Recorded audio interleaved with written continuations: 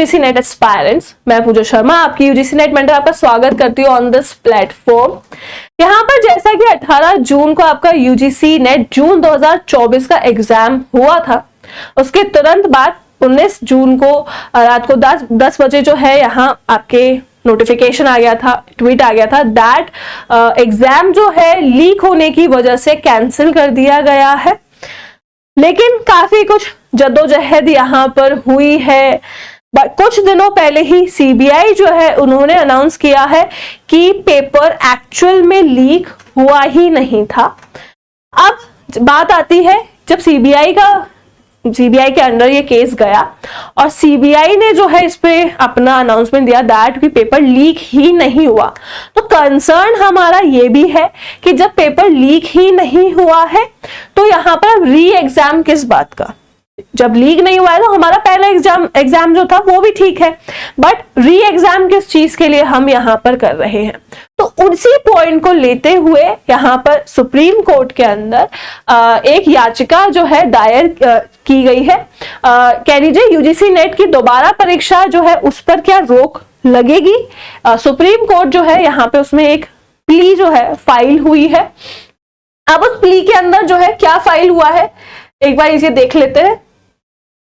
इसके अंदर इन्होंने बोला है कि भाई यहाँ पे एनटीए ने मेनली आपका एग्जाम जो है कंडक्ट किया था। आपका जो है 18 जून को एग्जाम हुआ है। फिर इन्होंने कहा कि दैट 29 जून को जो है परीक्षा दोबारा आयोजित करने की नई डेट जो है वो आ गई थी 29 को ही, कि आपका यहाँ पे अगस्त में आपका एग्जाम जो है कंडक्ट किया जाएगा। अब इनकी बात यह है कि जो इस केस को देखेंगे वो यहाँ पर DY चंद्रचूड़ जो है वो आपके सुप्रीम कोर्ट में जो यहाँ पर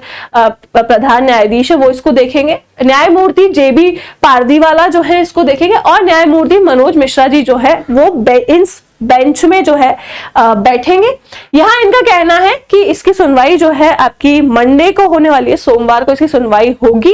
कि आपका मंत्रालय ने 19 जून को यूजीसी नेट परीक्षा जो रद्द करने का आदेश दिया था उसके मामले में प्रॉपर जो है यहाँ पर जांच की जाएगी। अब ये चीज यहाँ पे देखिए काफी कुछ जो है याचिकाकर्ताओं ने बहुत जो है मांग की है, जिन्होंने प्ली जो है फाइल की है उनका यहाँ पे मांग है कि भाई जब तक अगर यहाँ पे आपका जो सीबीआई है उनका कहना था कि भाई सीबीआई जब तक पूरी क्वेश्चन पेपर की जांच नहीं कर लेती, जो क्वेश्चन पेपर लीक हुआ है उसकी जांच नहीं कर लेती है, तब तक यहाँ पर री एग्जाम जो है वो नहीं होना चाहिए। याचिका में कहा गया कि याचिकाकर्ता का कहना है कि सीबीआई के हालिया ही निष्कर्षों पर ध्यान रखते हुए यहाँ पर आप जो है अगर री एग्जाम करते हो कुछ भी होता है तो कुछ चीजें जो है यहाँ पर अन्यायपूर्ण होंगी। ऑब्वियस है कि जब तक सीबीआई पूरी तरह से यहाँ जांच नहीं कर लेती है कि सच में पेपर लीक हुआ था कि नहीं हुआ था, प्रॉपर यहाँ पे रिसर्च होनी चाहिए, प्रॉपर इसके ऊपर जो है बात उठनी चाहिए। अब यह है कि आपका जो है सीबीआई की जांच पे तथ्य सामने आएगी, प्रश्न पत्र जो है लीक का दावा करने वाले सबूतों के साथ भी जो है छेड़छाड़ की गई है। जो भी यहाँ पे एविडेंसेस थे, जो सबूत थे कि आपका पेपर लीक हुआ है, उसके साथ भी यहाँ पर जो है छेड़छाड़ हुई है। तो यहाँ पर इन सब चीजों पे जो है आपका ऑब्वियस है कि हम कई चीजों पर ट्रस्ट नहीं कर पा रहे हैं। जो भी परीक्षा प्रणाली है, जो भी यहाँ पे हमारा सिस्टम है, एनटीए है, चाहे कुछ भी हो, अब यहाँ पे ट्रस्ट इश्यूज मेनली है हमारे यहाँ पर आ जाते हैं कि क्या चीजें ट्रस्टेबल है या नहीं है। पेपर लीक हो रहा है, फिर उसके बाद हमें पता चल रहा है दैट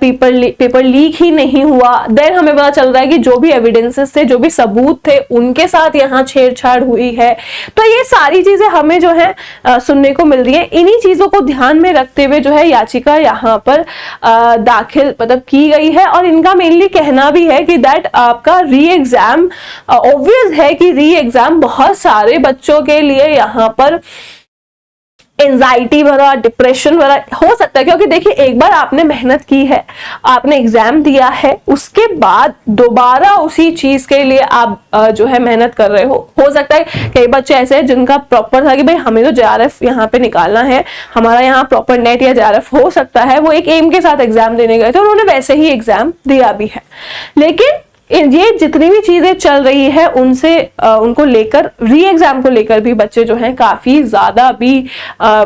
एंजाइटी में है या कह लीजिए कि बहुत ज्यादा सोच रहे हैं कि री एग्जाम होगा कि नहीं होगा। तो इसलिए यहाँ पर जो है याचिका में बोला गया है दैट याचिकाकर्ता ने दलील की जो है झूठे साक्ष्य के आधार पर परीक्षा रद्द करना न्यायपूर्ण नहीं है। यहाँ पर आप झूठे जितने भी एविडेंसेस थे कि पेपर लीक हुआ है या फिर जो भी छेड़छाड़ हुई है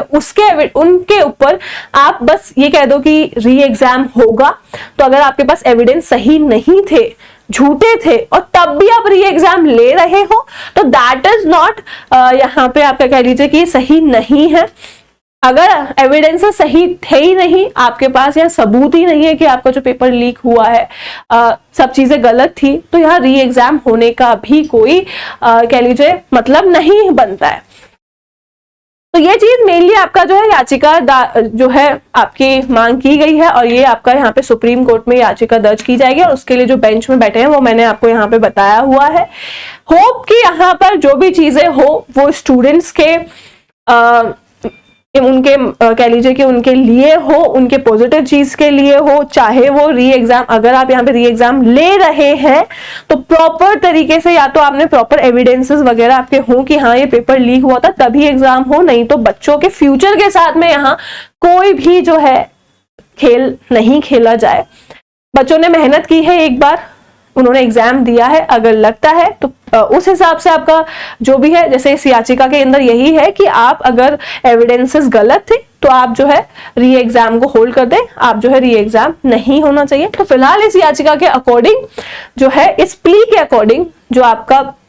री एग्जाम है वो होल्ड होना चाहिए जब तक कि आपको सीबीआई को सही इंफॉर्मेशन नहीं मिल जाती है, सही सबूत नहीं मिल जाते हैं।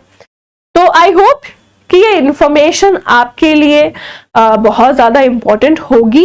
और आप अपना क्या मतलब क्या चीज चाहते हैं वो कमेंट सेक्शन में बिल्कुल हमें बता सकते हो कि आपका इससे रिलेटेड क्या मत है, क्या आपका सोचना है कि री एग्जाम होना चाहिए कि नहीं होना चाहिए।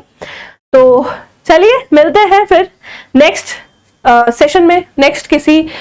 थॉट के साथ, नेक्स्ट किसी इंफॉर्मेशन के साथ। तब तक के लिए thank you so much, take care, good bye all of you.